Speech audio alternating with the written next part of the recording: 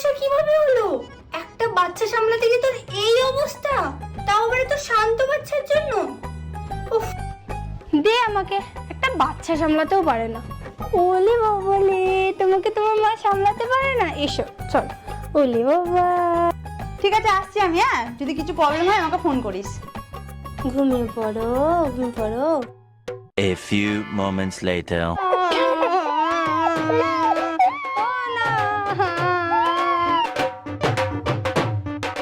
একটুখানি বসো বসো।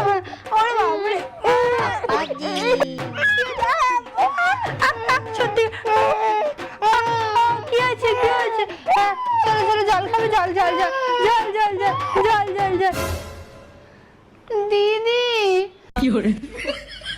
तरस नहीं आया तुझको, तरस नहीं आया तुझको।